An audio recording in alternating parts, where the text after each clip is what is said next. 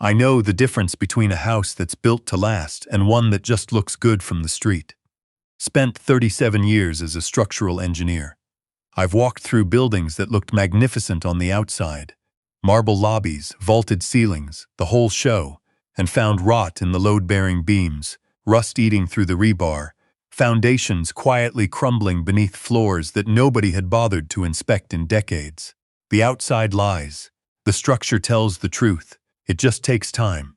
I should have applied that same logic to my own family. Lord knows I had enough evidence. My name doesn't matter much to this story, but I'll tell you I'm 64 years old, retired 2 years now, and I live alone in a house I built with my own hands in 1991 on 4 acres outside Knoxville, Tennessee. The oak trees are taller than the roofline. The porch wraps around 3 sides. My wife picked out the color of the shutters, a deep colonial blue, and every spring when I repaint them, I think about her.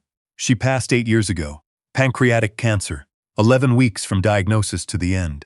The kind of thing that takes everything out of you so fast you don't even have time to prepare yourself. After she died, I poured everything I had left into 2 people, my daughter and my son-in-law.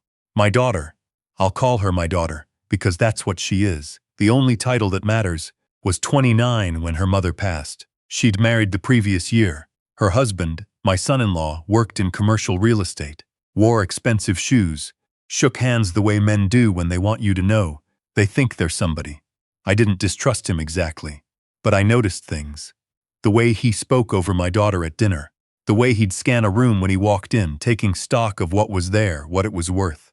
A habit some men have, an instinct for inventory. But he made her happy, or she said he did, and I'd learned by then that a father's job isn't to be right.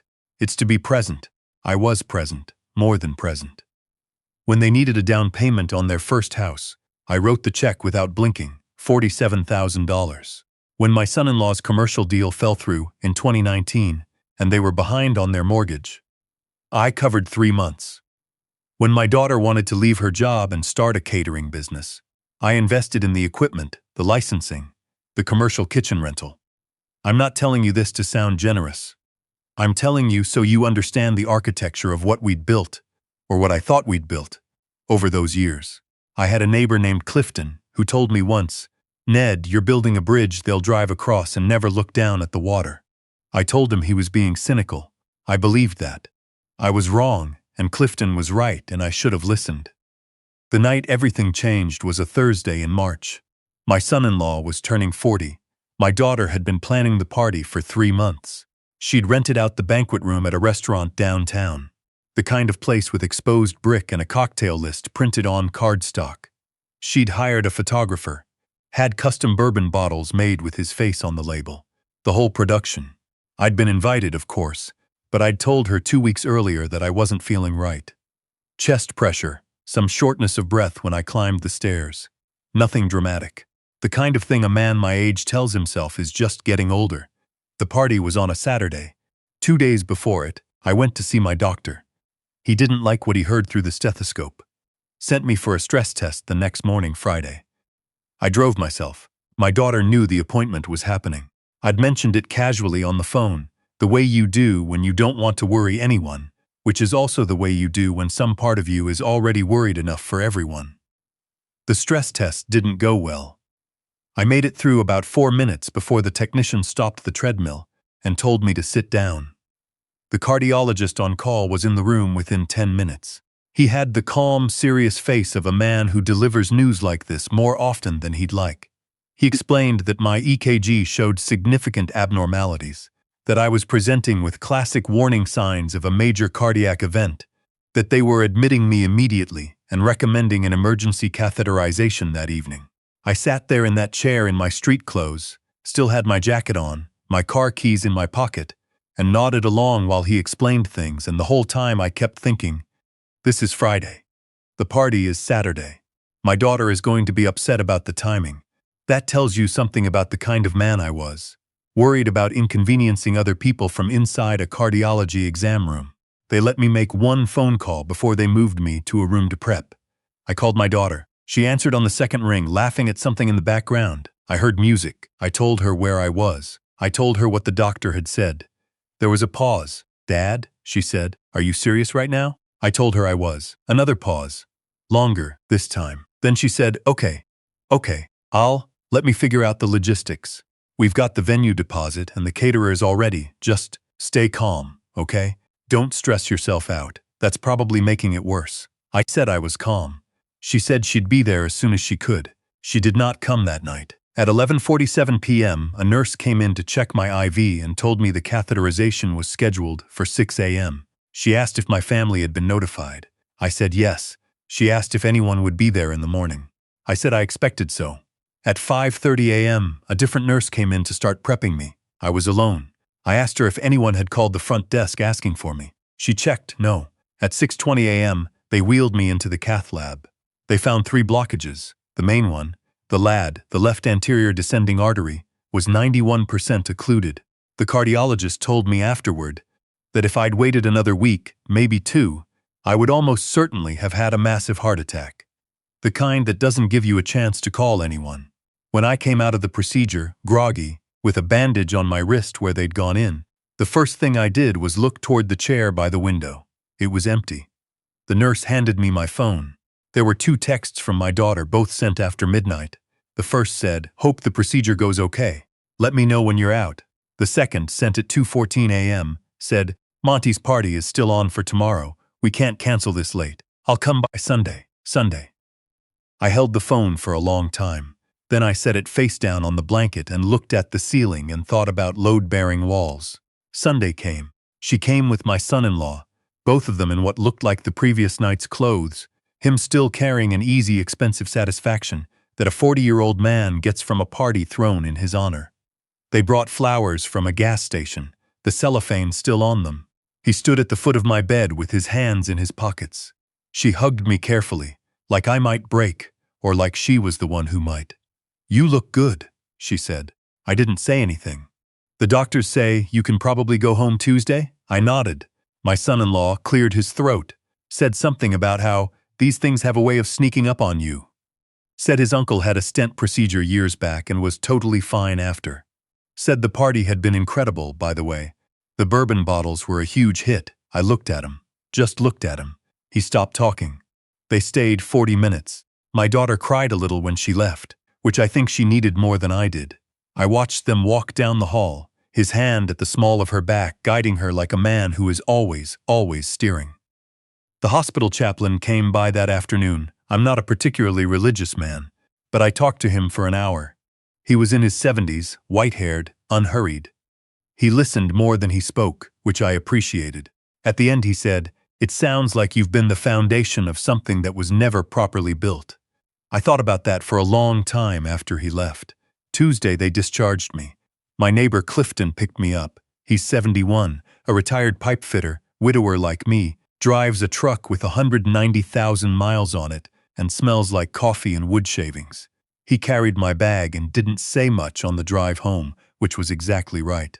When we pulled into my driveway, he said, "You need anything, you holler." I said I would. He paused before getting out and said, "She didn't come, did she?" It wasn't a question. I said no. He just nodded, like a man who already knew the dimensions of the damage and was giving me time to measure it myself. I spent 2 weeks recovering at home. My daughter called twice. My son-in-law sent a text asking when I'd be back on my feet, which I understood, eventually, was less about my health and more about whether I'd be well enough to co-sign on a refinancing they'd been planning. They were pulling equity out of the house, expanding the catering business into a second location. They needed someone with my credit profile to sign on. I didn't call back right away. Instead, I sat in the chair by my front window, the one that looks out over the oak trees, and I did something I hadn't done in years. I went through everything. Not emotionally, I mean literally. Financially. I pulled out every document, every account statement, every property record. I laid it all out on the dining room table, the way I used to lay out structural drawings, systematically, completely, without sentiment. The picture that emerged was one I'd been too close to see clearly. Over 14 years I had given or lent my daughter and son-in-law. I'd stopped tracking after a while, which was its own kind of negligence. Just over $340,000. Some of it direct gifts, some loans that were never repaid, some investments in the business that produced no return and were never discussed again. What I had in return, was a house I owned outright, a retirement account that was solid but not extravagant, and a daughter who had called twice in 2 weeks when her father came home from having a nearly blocked heart artery opened up with a catheter. I want to be honest, I wasn't angry yet. Not really. I was something quieter than angry. I was recalibrating. Engineers do this when the numbers don't add up. You go back to the beginning. You find where the load was distributed wrong. I called my attorney, a man named Parkins, who'd handled my wife's estate and who I'd used for property matters over the years. I asked him to come to the house. I told him I wanted to review my will, my trust documents, my beneficiary designations on my retirement accounts and insurance policies, everything. He came the following Thursday, sat at that same dining room table, and we talked for 3 hours. By the time he left, I had a clear plan. It took about 6 weeks to execute, during which time I was careful to behave exactly as I always had. I returned my daughter's calls. I answered questions about my health. When she asked about the cosign on the refinancing, I told her I was still reviewing the documents, which was true in a technical sense. I asked after her husband. I sent a birthday card to their dog, which is a thing I had always done, and which made her laugh, and which I did deliberately because I wanted her to have no sense of what was changing. I am not proud of the calculation in this, but I am not ashamed of it either. The changes were as follows. My will, which had previously left the majority of my estate to my daughter, was rewritten. The 4-acre property and the house would go to a land conservancy I'd researched and believed in. The bulk of my financial assets would be divided between 2 charities, one that funded infrastructure projects in underserved communities, which felt appropriate given my career, and one that provided hospice care, which felt appropriate given my wife. A smaller portion would go into a trust for Clifton's granddaughter, who was 12 years old, had never done anything to earn it, and struck me as exactly the kind of person who deserved an unexpected door opening in her life. I removed my daughter as beneficiary on my life insurance policy. I removed my son-in-law as secondary beneficiary on my retirement account. I changed the payable on death designation on my bank accounts. And then I called my daughter and told her I wouldn't be co-signing the refinancing. There was a long silence. "Why?" she said. "Because I don't think it's a sound investment," I said, "and I've come to realize I've been making unsound investments for a while now." Another silence. "What does that mean?" "It means I need to be more careful with what I have left." She asked if I was angry about the party, about the hospital. She said it in a flat voice, like she was reading from a script of things she was supposed to ask. I said, "No, I'm not angry, I'm clear." I don't think she knew what to do with that. We talked for a few more minutes. She said they'd come for dinner the following weekend. I said that sounded fine. They didn't come. What happened next I didn't plan. Or rather, I planned for it in the way you plan for load transfer. You don't control when the stress redistributes. You just make sure the new structure is in place when it does. My son-in-law had been, it turned out, doing a number of things with money that he should not have been doing. I didn't know the full extent of it. What I knew was what my accountant surfaced when I asked him to look more carefully at the years when my son-in-law had been managing the books for the catering business, the business I had largely funded. There were irregularities, payments to vendors that didn't exist, reimbursements for expenses that predated the business itself. Not enormous amounts, but consistent. Systematic. I turned it over to Parkins, who turned it over to someone else, who eventually turned it over to the right people. I want to be clear, I did not do this out of revenge.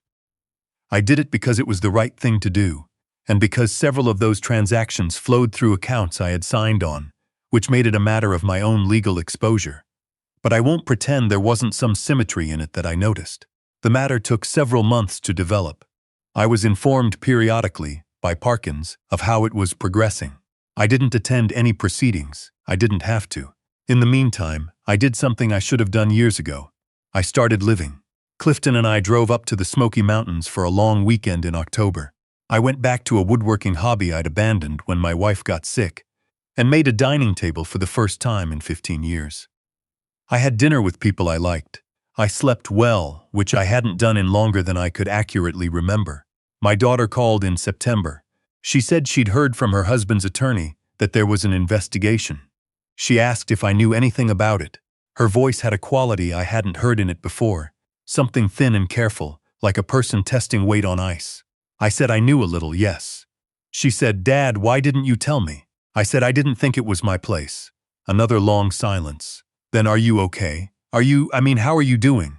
I'm doing well, I said. I went up to the mountains last weekend. Beautiful up there this time of year. She didn't say anything. Your mother loved the fall up there, I said. We used to go every October. I remember, she said. And her voice changed when she said it. Something softened, something that might have been real. I said you should go sometime. And I meant it. I genuinely meant it. Whatever she had become in the years since her mother died, she had also once been a girl who loved October in the mountains. I could hold both those things at once. That's what age gives you, if you let it. My son-in-law's situation resolved itself in the way such things do. There were consequences. There were legal fees. The second location for the catering business was shelved indefinitely. The house they'd been trying to refinance went onto the market. I heard all of this secondhand. I didn't gloat and I didn't grieve. I noted it the way an engineer notes the settlement of a structure that was never properly built. Predictable, given the foundation. Unfortunate, given the time it took. My daughter called again in November. She asked if she could come out to the house. Just her. I said yes. She sat at the table where I'd laid out all those documents 8 months before. I'd made coffee. The oak trees outside were bare now, and the winter light came in gray and clean through the windows. She looked like her mother around the eyes. Always had, more so now. She said, I should have been there. I said yes. She said, I don't know why I wasn't. I've thought about it every day since. I don't have a good reason. I said, I know. Are you going to be okay? She asked. Financially, I mean. With everything changed. I looked at her for a moment. She was asking about money, but underneath it there was something else. Something that wanted to know if there was any door left open.